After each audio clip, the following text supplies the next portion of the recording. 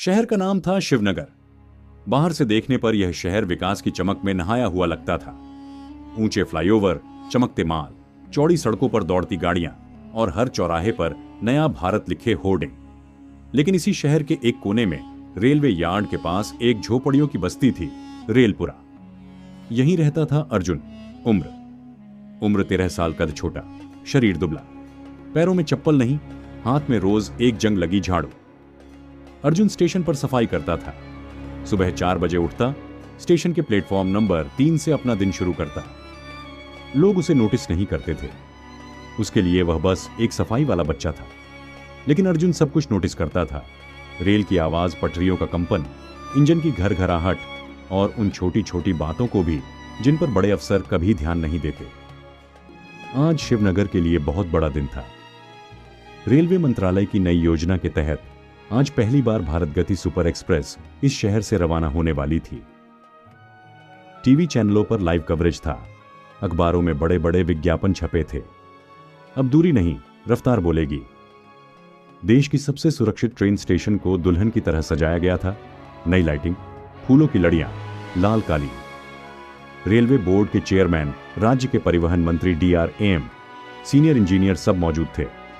हर कोई मुस्कुरा रहा था, हर कोई कैमरे के सामने आत्मविश्वास से भरा हुआ था। बस एक चेहरा ऐसा था जो डरा हुआ था। वह अर्जुन का चेहरा था। सुबह जब अर्जुन झाड़ू लगाते हुए यार्ड के अंदर वाले हिस्से में पहुंचा तो उसने कुछ अजीब महसूस किया। जब नई ट्रेन को टेस्ट रन के लिए धीरे धीरे आगे बढ़ाया गया तो पटरी के नीचे से एक अलग सी आवाज आई, टक टक। अर्जुन रुक गया, उसने कान लगाया, फिर ट्रेन रुकी, आवाज बंद। लेकिन जब ट्रेन ने फिर से हल्का सा आगे बढ़ना चाहा, वही आवाज, कर्र। अर्जुन झुक गया, उसने गिट्टी हटाकर देखा, नीचे मिट्टी गीली थी, कुछ स्लीपर सही से जमे नहीं थे। उसका दिल तेज धड़कने लगा। उसे अपने पिता की आवाज याद आ गई। अर्जुन के पिता रमेश रेलवे में ट्रैक मेंटेनेंस का काम करते थे। साधारण आदमी थे, लेकिन अपने काम को लेकर बेहद ईमानदार। अर्जुन छोटा था तो अक्सर पिता के साथ रेलवे लाइन के पास बैठा रहता। रमेश कहते थे, बेटा, ट्रेन तेज होती है, लेकिन पटरी अगर कमजोर हुई तो रफ्तार ही मौत बन जाती है। 1 साल पहले एक दूसरे शहर में ट्रेन हादसा हुआ था। रमेश उस हादसे की मरम्मत टीम में गए थे। वापस आकर बोले थे, ऊपर से सब ठीक दिखता था, लेकिन नीचे मिट्टी बैठी हुई थी।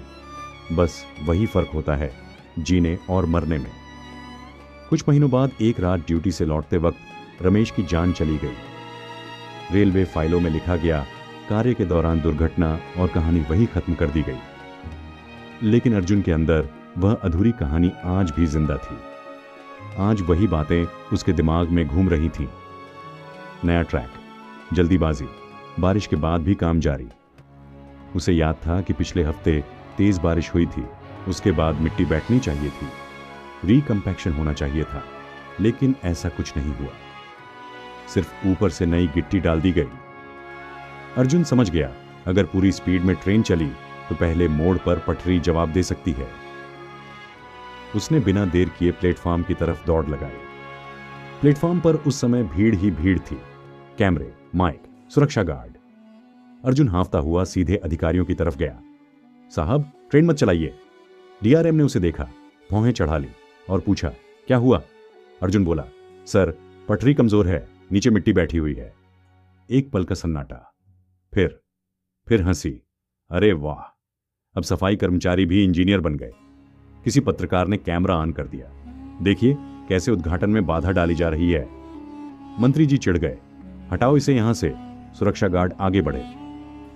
अर्जुन की आवाज कांप रही थी, लेकिन वह रुका नहीं। साहब, अगर ट्रेन चली तो हादसा हो जाएगा। भीड़ के लिए यह एक तमाशा था, लेकिन अर्जुन की आंखों में जो डर था वह सच्चा था। उसे अपने पिता का चेहरा दिख रहा था। वही पटरियां, वही लापरवाही। गार्ड ने उसका हाथ पकड़ा और तभी पहला झटका लगा, धक से। प्लेटफॉर्म हल्का सा कांपा। कोई जोरदार आवाज नहीं, बस एक ऐसा झटका जो अनुभवी आदमी समझ सके। लोको पायलट ने तुरंत ब्रेक लगाया। ट्रेन रुक गई। अब हंसी नहीं थी। रेल की पटरी के पास गिट्टी खिसकने लगी। एक स्लीपर थोड़ा बाहर आ गया। इंजीनियर दौड़ पड़े, ट्रैफिक रोको, सबको पीछे हटाओ। अब सबकी सांसें तेज हो चुकी थीं। सच सामने आता है। इमरजेंसी टीम बुलाई गई, ट्रैक खोदा गया। जो निकला वो डरावना था। नीचे की मिट्टी पूरी तरह बैठ चुकी थी, ड्रेनेज नहीं था, कुछ जगह सस्ते बोल्ट लगे थे। कागजों में सब कुछ परफेक्ट। हकीकत में मौत की तैयारी। अगर ट्रेन पूरी रफ्तार में जाती तो अगले मोड़ पर पलट जाती सैकड़ों जान। स्टेशन पर अब कोई शोर नहीं था। मंत्री जी की आंखें नीची थीं। डीआरएम कुछ बोल नहीं पा रहे थे। वही अर्जुन जो कुछ देर पहले धक्का खाने वाला था, अब सबकी नजर में था। मीडिया ने सुर्खी बदली। एक बच्चे की चेतावनी ने बचाई सैकड़ों जान। अर्जुन को मंच पर बुलाया गया। उसके हाथ अभी भी कांप रहे थे। मंत्री जी बोले, आज इस बच्चे ने हम सबको आईना दिखाया है। इंजीनियर ने आगे आकर कहा, मुझे माफ करना बेटा, हमने कागजों पर भरोसा किया, जमीन पर नहीं। अर्जुन ने बस इतना कहा, मैंने सिर्फ वही देखा जो रोज देखता हूं। अर्जुन को पढ़ाई की पूरी मदद मिली, स्कॉलरशिप, सम्मान। लेकिन सबसे बड़ी बात आज लोगों ने समझा कि समझ डिग्री नहीं देखती। कभी कभी सबसे नीचे खड़ा इंसान सबसे पहले दरार देख लेता है, और अगर उसकी आवाज दबा दी जाए तो बाद में सिर्फ सायरन सुनाई देते हैं। अगर आपको यह कहानी अच्छी लगी हो तो वीडियो को लाइक करें और ऐसी ही वीडियो देखने के लिए हमारे YouTube चैनल को सब्सक्राइब जरूर करें।